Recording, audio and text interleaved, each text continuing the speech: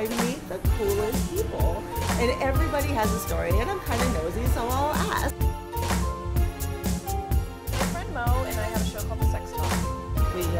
We hit coming out issues, we hit family issues, and those are always a little, serious. That's the gayest question I've ever heard in my life. I feel like everybody should be represented. That's what I'm here to do. Hi there, welcome to Happy Hour. I'm Cameron Stiehl, and we are back at the Lookout on another beautiful afternoon. I'm here with my good friend Saturn. How are you? I feel like I haven't seen you in a long time. I know, beautiful. It's been a long time. I've been busy. What can I say? What have you been up to? Serving up some new music for all of you, right? Excellent. Yeah, rehearsing for a show. It's going to be happening here in San Francisco. I'm super excited. When is the show? April 27th at El Rio. And you have a new video up as well, right? Yeah, every month. I've been posting a new video every month for my Video of the Month series. So if you haven't subscribed to my YouTube channel, please do. Please do so. So what have you brought us today? Well, you know what I love is vodka. And this is becoming very, very fastly my favorite vodka in the world. It's made from corn, and it's clean, it's crisp, and it's pretty powerful. It packs a punch. I love it. It does, at that. I do like it a lot. This is amazing vodka. It has a great taste to it, and while we encourage drinking in moderation, we do recommend trying it. So actually today we do have an amazing show for you. One of our good friends, Jenoa Harlow, is joining us. Jenoa's awesome, and she just has so much talent and so much life, so much personality. She is an actor, she's a singer, she's hot, she had a great personality, and she does her own web series called The Sex Talk, and I cannot wait for you to meet her. So let's have a cocktail and we'll bring Jenoa on to meet you. Hi, Jenoa. Hi. Welcome to Happy Hour. Thank you. Speaking of Happy Hour, would you like to drink? I would like to drink. I haven't been drinking in a while. Okay. I took some time off, which I think is healthy to do. It's healthy to do once in a while. It's medicinal, and I would like to have maybe a little glass of champagne with some cranberry juice in it. That sounds familiar. A good friend of mine, Cameron, taught me that one. Let's get you one of those. Saturn, could we get one of my usual cranberry mimosas for Jenoa? And I would like one of the Tito's Cosmos. While we're waiting for our drinks, I have been asked, special request, to have your shoes shown on camera because they are amazing. So let's just get up. Can you get the side? I'm sure the bottoms aren't very cute, but the sides of these are, look at those. And it's like 3D, can you feel? You have to feel. Oh yeah, okay, that's really Serious. nice. And the rest of it. Oh my goodness, feet on the table already. It's not even 9 o'clock. Born in a barn. Drinking. Just for you, beautiful. Thank you so much. Oh, my pleasure. Ooh, thank you very Don't put your legs down on my occasion. Put them back up. Cheers. Thank you. Thank you. So you do bartend. I do bartend. Obviously. That's how I, pay my rent. How you pay that For now. Right. And you've been bartending here at the Lookout for how long? A couple years. And today is actually your last shift. Yeah. Right after this. Yeah, this is it. I'm making a really big move. I'm moving to Los Angeles. Well, I know you will do well. You are an amazing actor and a beautiful singer. And your show, The Sex Talk, when did that start? My friend Mo and I have a show called The Sex Talk, and it's about sex, love, and relationships. She had a radio show. She's a sex therapist, so she had a radio show about sex, and I was a guest on that show a couple of times, and she had her highest ratings, which was really nice. That's nice. I know, right? Always good. And so we were actually, we've known each other since we were teenager little baby queers here in the East Bay, and it was Thanksgiving, and I said, look, you're gorgeous and so smart, and I bet you'd be great on camera. Why don't we just have our own little web series and just do it? So we do it. But you guys do it all yourselves. We do it all ourselves once a week. We have a new episode out once a week. They're only like 5 minutes long. They're very short. They're about subjects like sex, orgy etiquette. There's one episode called The 2-Fuck Rule. I love it. Yeah, it's really and just good. things that we all deal with in our dating lives or relationship lives. You can even be in a committed relationship and still have stuff come up that you want to work out and talk about. And so we just do shows about it, and we take people's requests. So if anybody has anything they want us to cover, please send us a little note, thesextalkseries.com. And you are also writing a book now. We're writing a book about, it's called How to Have Falling in Love Sex Without Falling in Love. Oof. That's a tough one. Right, it's a love it. Yeah, it's this idea of having really great sex, very connected sex, kind of dreamy, maybe like Sarah McLachlan is singing in your ear sex, but without losing yourself. Done that. You know what I'm talking about. Everybody knows what I'm talking about. You're like entwined. I hope you've all had that. Connected, and it's super spicy at the same time, and really open and honest, right? Great, great, great connected sex, but not losing yourself. Right. And not changing your whole life, maybe, and not. I think I know a lot of women, including myself, that have had issues with just losing yourself in relationships. I don't know if that's part of our culture or our makeup physically, but it's a struggle for a lot of people. So we're going to write a book about it. And you're also working on a theater piece. Yes, I'm working on a solo show. Which is a lot of work. I'm doing it Anna Devere Smith style. She takes interviews with people around a particular subject, different people that have different viewpoints around a very controversial subject, like the Rodney King riots, for example. And she would interview everyone involved, the people that got beat up, the people that did the beating, the Korean shop owners, and then create a compelling narrative out of these monologues of these actual interviews, and then she plays every single part.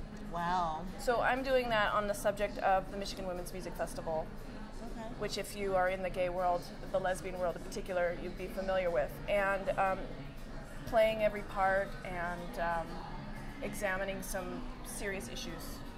So as if all of that, the book, the move, the theater piece, it wasn't enough, you're also working on music right now. I am. I'm a singer. I guess I'm kind of hoping to meet some people in Los Angeles to make some beautiful music with. But And you just did a piece. I might be a bit of a late bloomer. Your voice is still amazing. Thank you. It's amazing. Thank you. But you sent me that piece, the Wild Horses piece, which was, I was like, oh, okay, whatever. I'm like listening to it in my bathroom. I clicked the thing.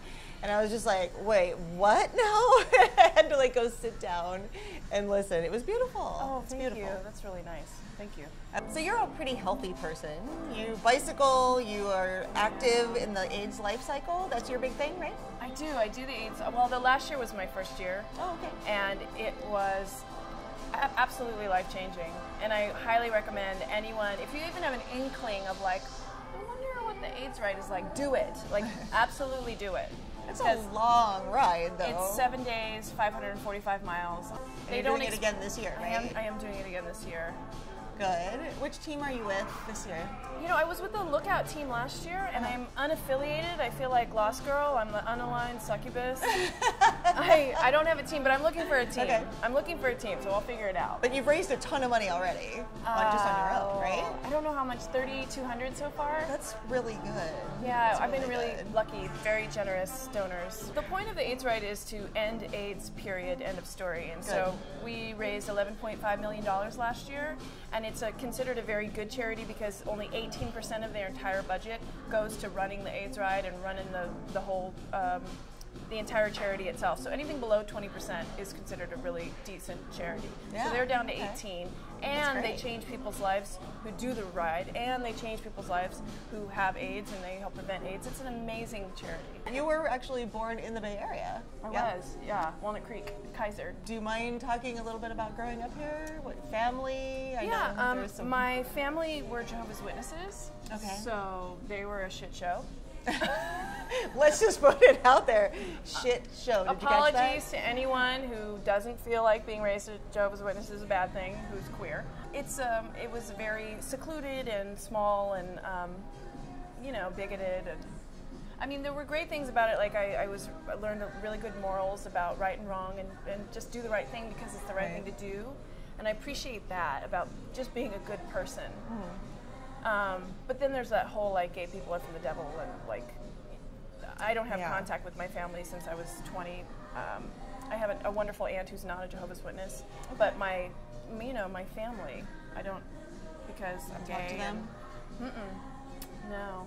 You just kind of keep tabs on things through your aunt and right. My aunt will send me an email when something major has happened, but. Yeah, that's what happens when you have that kind of bigotry. It tears families apart. I know that's my story is less common now. I think things are changing. Gay rights has done a lot to get us in the media. Yeah. So that being In a gay, positive way. like being queer is totally more normal now, and that people are understanding it and accepting their kids. But I know that there are still people out there that have dealt with this as well and are dealing with it now. And it's really important to know that no matter what your family says, you're going to be okay. You are okay, and you're going to find your people. Yeah. You know, your people. If these people are saying we're not your people, that's okay. Let them go, because your people are out here. You know, we're here, and There we're are a going to lot be your of people. us too. So I'm going to ask you something a little more personal now, if that's okay. Okay. Are you really a Gold Star lesbian? That's the gayest question I've ever heard in my life. This is a queer show. This is a super queer gay show. This is like the gayest show ever. Yeah. I just wanted to stop by to see if you needed a refill. Maybe. Then I heard you talking about the gayest question, and I was intrigued. There's gay stuff happening over here, girl. Question. Apparently, this is a Gold Star gay as well, yes? Gold Star gay. You're a Gold Star lesbian? Oh my God, my peeps! Go get us more drinks. Okay, I'll be right back. I'll figure out. Oh my God. In my mind, though, bisexuals are just like way more open and don't like judge people by their gender. Well, that's true. Right? That Yeah. seems like the most open way of being, which seems super beautiful to me. Aw. And I'm not saying I judge people by their gender. It's actually more like I just don't happen to desire a penis in my vagina, much like a Have you straight man. ever desired a penis in your vagina? No. Curious minds want to know. And I've had moments where I was obsessed with losing my virginity. Or we're going to call it virginity because Oh, like boy virginity. whatever, yeah. Right. So there were times when I was like, okay, this is silly. I'm a grown woman. I can't believe I haven't done this thing that all women pretty much basically do. It was silly. I You don't felt like you should have tried it once. Yeah. Okay. Yeah, and So? so one time I was in London, and I was just thinking of this as sort of a perfunctory thing that I needed to accomplish. So I was in London, and there's a couple there that I think are so beautiful, and it's very rare that I find a man to be really, really sexy. And he was one of them, and his girlfriend of 7 years, they've been monogamous for 7 years, she's gorgeous, and so I just... Sounds like a win-win to me. I know, so I was visiting, and he wasn't even home, and she was home, and I was like, you know what, I think I should lose my virginity to Gary. And she gasped. And then I realized, you're an idiot. This is like her mate and her lover of 7 years, and they've been monogamous. You're an idiot to not think that that would be important to her. Because to me, it was like, I just need to check this off my list. I just need to do this silly thing. So I thought I had ruined my relationship with them. And I was like, oh, you're an asshole. Anyway, so then I went to Amsterdam, and then I went to Paris, and I came back to London, meeting up with friends, and they're there. And apparently they had had a conversation while I was away. They're like, well, actually. Kind of, yeah. So And you know, Gary's like, God bless America. he handled himself really, really well through this thing. So we end up in bed, and things are happening. It was really fun, and everything was great. Unfortunately, there'd been a lot of alcohol and some pills involved with, and so I think it's called whiskey dick. So like at one point I'm on top of her and she's underneath me and he's behind me, and she looks up at me and she goes, "Are you still a virgin?" And I looked back at him and I looked at her and I was like, yeah. And so I did the walk of shame home to my friend's house where I was staying, and then the next day we all met up at this beer festival, because that's all anybody does in London is like drugs and drink and dance and party and hang out on the weekends. I did the wrong things when I was in England. So we're there, and I felt like I just wanted to like check in and make sure that everything was cool, because literally they'd been monogamous for 7 years. Right, and I also want to make sure that his like ego was okay, and Right. so we shared a cab home, and I turned to him and I was like, "Are you good? Is everything good?" And he looked at me and goes, "Are you fucking kidding me? It was like my fucking birthday." Yeah. Like, he didn't give a fuck that it didn't. He was all fine about the whole thing, and I was like, You probably didn't even know. "Perfect. It was all good." So, relationships. Yes. Are you in a relationship right now? I'm not. I'm kind of one of those people that spends long gaps of time not being in relationships, whereas other people are just like back-to-back, kind of serial monogamous. monogamy, yeah. I feel like this lifetime is so much about unlearning everything I learned from my family and relearning how to be healthy in a relationship with the people I love in all of my relationships. We are all getting our equal rights, and as gay people, we deserve those rights, but we don't have to do it the same way that straight people do it, or most straight people, because there's some pretty cool heteros out there that are doing their own thing, and I appreciate that. But we get to do it our way, and traditionally in the larger gay culture, monogamy is not always the thing, you know? So I love that we are helping redefine marriage to maybe a healthier perspective. If you had a message to go to the straight community or just the world at large, what would that message be? Be true to who you are. Like whoever you are, like plumb your own depths, so to speak, and like who are you? And get real about it and get honest about it and put it out there and learn how to love it. Like deeply love it. Fall in love with yourself, I think is my message. So if you had a message to send back to your younger self, or to send to kids in that same kind of predicament as you, the gay youth, yes, what would you say to them? What did I need to hear? What did you need to hear as young 12-year-old or 14-year-old, 5-year-old, 7-year-old, all of it? Is that this is not all there is. And someday you will get to choose. Someday you will get to choose. I didn't know that. For so long. And I made choices that were based on like, I will never be able to have the life I want. Someday you will get to choose, and your life is going to be beautiful. So just to hang tight. It's all going to happen for you. Don't worry about it. Don't sweat these people. These are not your people. You're going to find your people. You're going to have the life that you believe that you deserve, and your life is going to be amazing. Okay, so because Jenoa is my favorite bartender, and she's leaving me, I have asked her to do us a favor. I gave her my 2 favorite ingredients, which is vodka, Tito's vodka, and champagne, and asked her to create a drink for us so that I can learn how to make it myself, so I can always think of her when she's gone. So what did you come up with for us? It's a wonderful concoction that you will love a lot because it's in a martini glass. It's made with strawberries and Tito vodka and a couple of other secret ingredients, and it has a champagne float. Which we love. Yeah, it's everything you love. Excellent. So we'll bring in all the ingredients and we'll learn how to make it, and it'll be very good because I could use a refill, obviously, and Saturn, always needs a refill. Always needs a refill. So let's get to that. Right. Okay, so first thing is fresh berries. Yum.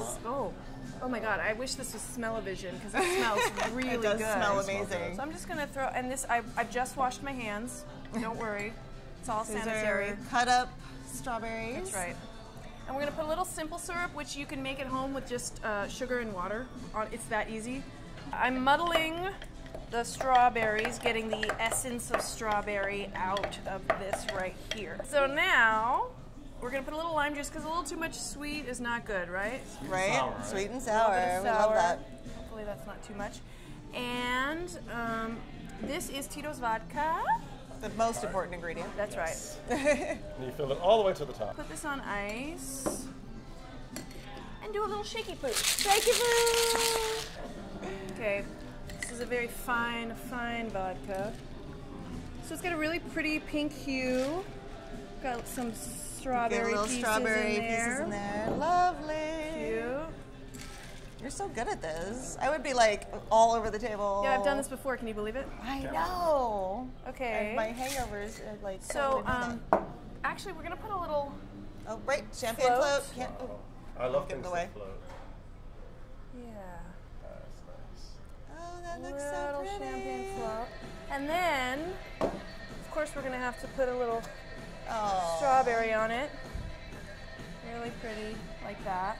That's beautiful. And that's it. And this is the new official drink of Happy Hour with Cameron I Stiehl. think we should make this the official drink so of too. Happy Hour with Cameron Stiehl. It's gorgeous. Yay! I love it. We need a name though. Yes, what should we name it? Somebody out there has a very clever name for this Somebody drink. help us. Well, let me taste it first. Oh, holy crap. Wow. Is it good? That is amazing. Here, drink this. We need a name. Somebody needs to help us come up with a name. That's a very good for the summary. signature drink. And that's a wrap on episode 3, season 2 of Happy Hour with Cameron Stiehl. Huge thanks to Jenoa Harlow for being here. Thank you for asking me. And thank you so much for making this new amazing drink. I love it so much. And thank you so much to Tito's Vodka for joining us, joining the team. Thanks to Lookout, as always. And to the amazing freaking crew that showed up today to do this. They're beautiful. You can't see them, Totally, but they're you beautiful. can't see, yeah, right? Aren't they amazing? Good crew. Good crew, good crew. Thank you, Saturn, for being here as pleasure. always and being like my right hand. And I think I see a few friends sneaking in. There might be a few surprises here for you today. Hi, Jenoa. Hi, Jenoa. I'm sure there's a lot of really awesome pussy down in LA. They love you. We love you. We're gonna miss you, Jenoa. Please don't leave. You make my drinks the best. We love you. I'm not known too long, but I love you. Honestly, actually, more than I probably should. Bye, Jenoa. We'll miss you. Yeah, no. I'll see you. I'm going to see you in LA, so I don't care. So I'll be seeing you soon. Good luck, Jenoa. Thank you guys for continuing to watch. Could not do this without you. I'd just be boring the faces off the crew if it wasn't for you tuning in. Yay! Have a very happy hour. Bye. Bye, everybody. For more stories and news about the LGBT community, go check out G News and Glitter Bomb TV, both hosted by Celso Delay. And for even more, check out It's Everything with Phoebe Sweetbriar and The Sex Talk with Mo and Jenoa. Finally got 3 words to sing. I'm coming out. Say, hey, hey. One more time. Finally got the words to sing. Yeah.